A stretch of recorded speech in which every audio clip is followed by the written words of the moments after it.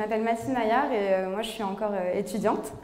Et mon stage de fin d'études, je l'effectue à l'INSERM à Nantes actuellement et j'ai la chance de pouvoir travailler sur le bioprinting qui est une nouvelle technique très prometteuse. Je vais vous parler vite fait de mon parcours assez court de toute façon pour l'instant. Donc j'ai fait une licence en chimie spécialisée chimie des matériaux et c'est là où j'ai commencé à m'intéresser aux biomatériaux notamment. Puis je suis montée à Paris pour faire mon master ingénierie de la santé biomatériaux.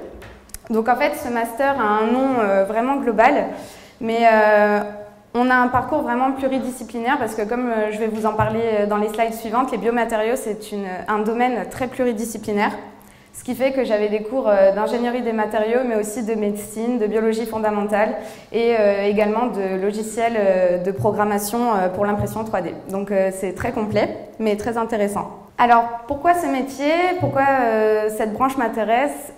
Premièrement, personnellement, je ne voulais pas être cloîtrée juste dans la chimie ou juste dans la biologie. Et c'est vrai que ça a l'avantage d'être à l'interaction entre les deux. Donc ça, personnellement, c'était très important pour moi. L'une des autres raisons, c'est qu'avec le vieillissement de la population et le fait qu'on vit dans un monde de plus en plus chimique, voire cancérigène parfois, on a de plus en plus besoin d'organes. Donc comme vous pouvez voir d'après ce tableau, les patients en attente d'organes ne cessent d'augmenter alors que le nombre d'organes disponibles, lui, ne fait que diminuer. De ce fait, il faut trouver une solution. Donc l'impression 3D et le bioprinting est une de ces solutions.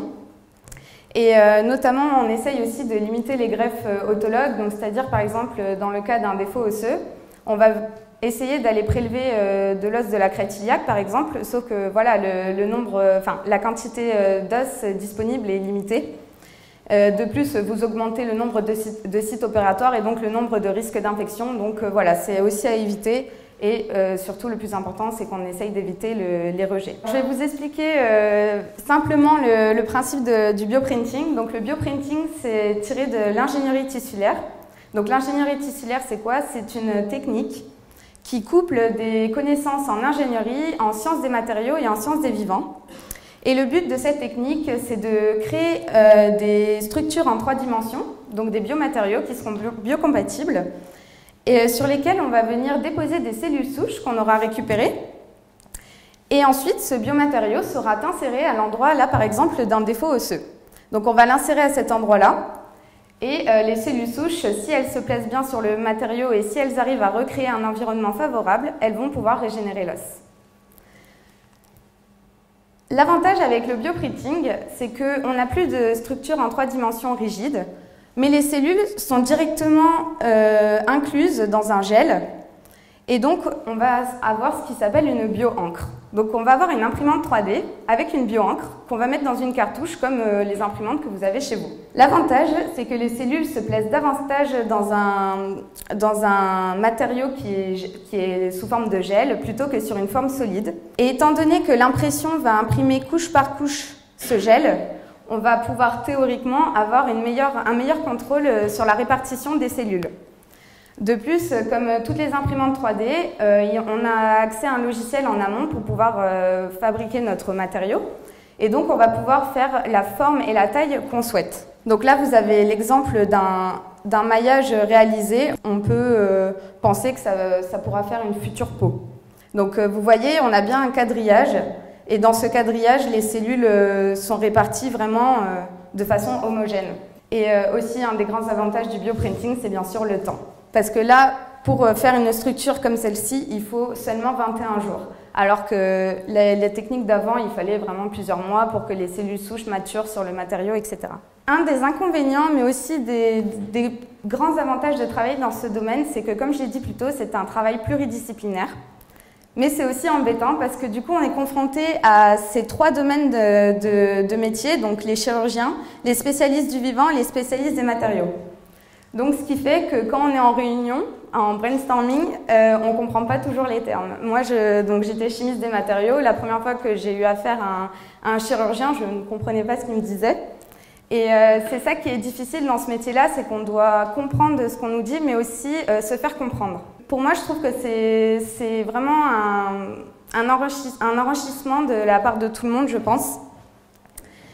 Et concernant les perspectives, Alors, il faut imaginer, hein, mais ici, c'est une oreille qui est en train d'être reconstituée. Donc, c'est seulement la partie extérieure de l'oreille, donc la partie visible de l'oreille.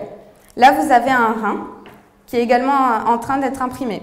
Là, c'est des échantillons de peau. Donc, par exemple, l'industrie cosmétique n'a pas le droit de tester sur les animaux ces produits. Donc L'Oréal a investi beaucoup d'argent pour pouvoir créer des échantillons de peau artificielle en fait, pour pouvoir tester leurs produits. Alors voilà, ça c'est une future oreille, comme je vous l'ai dit, un futur rein. Bon, ce que j'ai pas mis sur la diapo, c'est qu'en fait c'est une oreille miniature qu'on pourrait mettre sur un Playmobil.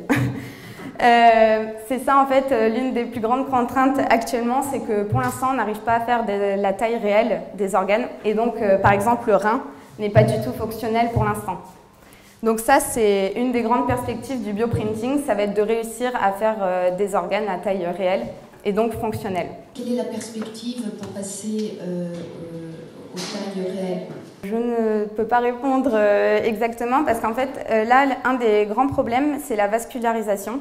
On n'arrive pas à recréer les vaisseaux, par exemple les artères proches des organes. Et c'est très compliqué parce que le tissu d'un vaisseau, d'une artère, est un tissu très difficile à reproduire. Donc la vascularisation pose un très grand problème. Et aussi, on n'arrive pas encore à intégrer toutes les protéines qui sont présentes dans les organes. C'est-à-dire qu'il y a des protéines, elles vont bien s'y plaire dans ce gel, mais il y en a d'autres, elles n'aiment pas du tout pour l'instant. Donc voilà, il y a beaucoup de travail à faire, mais c'est ça qui est bien aussi, c'est que c'est un nouveau métier où il y a beaucoup de choses à faire pour l'instant. La vascularisation, c'est vraiment un gros problème. Beaucoup d'équipes s'y penchent. Il y a des équipes qui travaillent depuis 20 ans sur le fait de recréer des vaisseaux. C'est compliqué. Mais on s'y approche. L'oreille et le rein, elles ont été mises sur des souris. Et l'oreille, oui, marchait. De toute façon, c'était que la partie extérieure. Donc, c'est juste de l'esthétique. Après, le rein, non, il n'est pas fonctionnel à 100%.